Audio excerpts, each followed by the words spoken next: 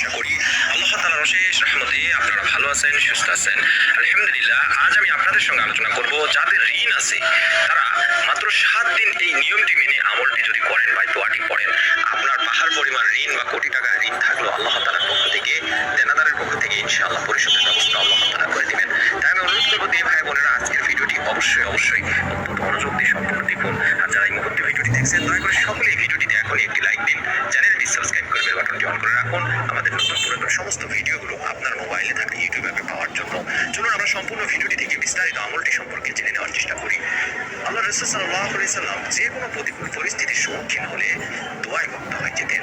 ইসলামের অন্যতম ইবাদত হচ্ছে দোয়া। হাদিসে এই দোয়াকে ইবাদতের মরজ বলে আখ্যায়িত করা হয়েছে।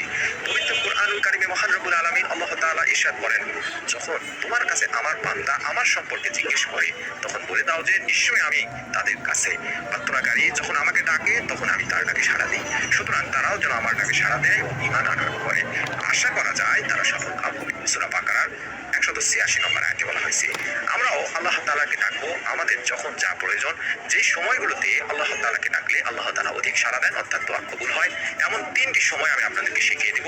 এই 3টি সময় আপনারা নিয়ম মেনে আমলটি করলে ইনশাআল্লাহ আল্লাহ তাআলার অশেষ মেহেরবানিতে আল্লাহ তাআলা কোনো না কোনো একটা মাধ্যম বের করে দিবেন আপনার ঋণ পরিশোধ করার।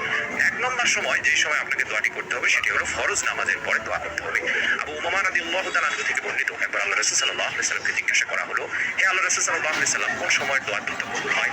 তিনি জবাবে দিলেন, রাতের শেষ সময় এবং ফরজ নামাজের পর। তিরমিজি শরীফে 3498 নম্বর একটি হাদিস। সুবহানাল্লাহ। 2 নম্বর হলো আযান ও ইকামতের মধ্যবর্তী সময়ের দোয়া। আযান ও ইকামতের মধ্যবর্তী সময়ের দোয়া কবুল করা হয় ভাই বোনেরা। কেননা আল্লাহ রাসূল সাল্লাল্লাহু আলাইহি সাল্লাম বলেছেন, আযান ও ইকামতের মধ্যবর্তী দোয়া ফিরিয়ে দেওয়া হয় না। তিরমিজির হাদিস নম্বর 2112। অর্থাৎ যখনই মসজিদে আযান শুনবেন তারপরে 10 মিনিট বা 5 মিনিট পর্যন্ত আপনারা দোয়া করবেন। মসজিদে আযানের 10-15 মিনিট পরে জামাত শুরু হয় বা ইকামত শুরু হয়। তাই আযানের পর থেকে শুরু করে অন্তত 5 মিনিট 10 মিনিট আপনারা দোয়া করবেন। অন্তত 5 মিনিট 10 মিনিট আপনারা দোয়া করবেন। এটি আযান ও ইকামতের মধ্যবর্তী সময় হিসেবে গণ্য হবে ইনশাআল্লাহ। এবং সর্বশেষ যে সময় দোয়া করব সেগুলো হলো শেষ রাতের দোয়া। শেষ রজনী বা শেষ রাতের দোয়া কবুলের বিশেষ একটি মুহূর্ত, কেননা এই সময় আল্লাহ দুনিয়ার আকাশে অবতরণ করেন। আবু হুরায়রা রাদিয়াল্লাহু তাআলা আনহু থেকে বর্ণিত, আল্লাহ রাসূল সাল্লাল্লাহু আলাইহি সাল্লাম বলেন, মহান আল্লাহ প্রতি রাতের শেষ প্রহরে যখন রাতের 1/3 বাকি থাকে তখন দুনিয়ার আকাশে অবতরণ করেন এবং বলেন, তিনি তখন বলতে থাকেন, আছে কি কেউ কোনো আহ্বানকারী? আমি তোমার ডাকে সাড়া দেব। কোনো প্রার্থনাকারী কি আসো? আমি তোমাকে যা চাও তা দেব। কেউ কি ক্ষমা প্রার্থনা করবে? আমি তোমাকে ক্ষমা করে দেব। সুবহানাল্লাহ। সহিহ মুসলিম শরীফের 758 নম্বর সহিহ একটি হাদিস। অর্থাৎ আমরা এই 3টি সময়ে আল্লাহ তাআলার কাছে বেশি বেশি দোয়া করব। যে 3টি সময় দোয়া করলে আল্লাহ তাআলা ইনশাআল্লাহ আপনার দোয়া ফেরত দিবেন না। তবে দোয়াটি করার আগে আপনি অন্তত 11 বার আস্তাগফিরুল্লাহ আস্তাগফিরুল্লাহ আস্তাগফিরুল্লাহ পড়ে নেবেন। তারপরে 11 বার পড়ে নেবেন সাল্লাল্লাহু আলাইহি ওয়াসাল্লাম সাল্লাল্লাহু আলাইহি ওয়াসাল্লাম সাল্লাল্লাহু আলাইহি ওয়াসাল্লাম। তারপরে এই ঋণ মুক্তির পরীক্ষিত দোয়াটি আপনি অন্তত 7 বার হলেও পড়ার চেষ্টা করবেন। পাহাড় পরিমাণ ঋণ থাকলেও আল্লাহ তাআলা দেনাদারের পক্ষ থেকে তা আদায় করে দেবেন। ঋণগ্রস্ত ব্যক্তিকে আল্লাহ ঋণ মুক্ত করে দেবেন। হাদিসে বর্ণিত দোয়ার আমলেই, অর্থাৎ এই দোয়ার আমলেই তা সম্ভব হবে ইনশাআল্লাহ। আর দোয়াটি হচ্ছে আল্লাহুম্মা কফিনি বিহালালিকা আন হারামিকা ওয়া আগনিনি বিফাদলিকা আম্মান সিওয়াক। এই দোয়াটি এভাবে 7 বার পাঠ করবেন।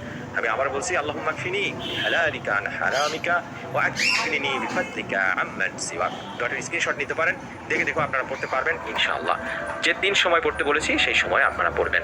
এই দোয়াটির অর্থই হচ্ছে, হে আল্লাহ, তোমার হালালের মাধ্যমে আমাকে তোমার হারাম থেকে দূরে রাখো এবং তোমার দয়ায় তুমি ছাড়া অন্য কার মুখাপেক্ষী হওয়া থেকেও আমাকে আত্মনির্ভরশীল মুক্ত করো।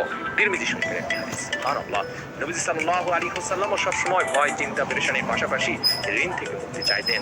তাই যারা ঋণগ্রস্ত আছে তাদের জন্য ঋণ মুক্তিতে এই নবীজি সাল্লাল্লাহু আলাইহি ওয়াসাল্লামের শেখানো দোয়ার আমলটি করা অত্যন্ত জরুরি দিকে ভাই বোনেরা।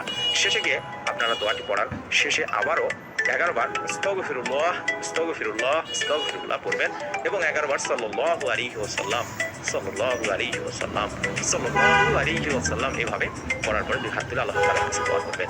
যে 3 সময় দোয়া করতে বলেছি এই 3 সময় যদি আপনারা দোয়া করেন ইনশাআল্লাহ আল্লাহ তাআলা আপনার দোয়া ফেরত দিবেন না, আপনার সমস্ত দোয়া কবুল করবেন, একটি ঋণ মুক্তির ব্যবস্থা করে দেবেন। আমি অনুরোধ করছি আমার দিনী ভাই বোনদেরকে, যারা আমলটি করবেন তারা সকলেই প্রত্যেকেই ভিডিওটিতে অন্তত আমিন লিখে কমেন্ট করে নিয়ত করে ফেলুন।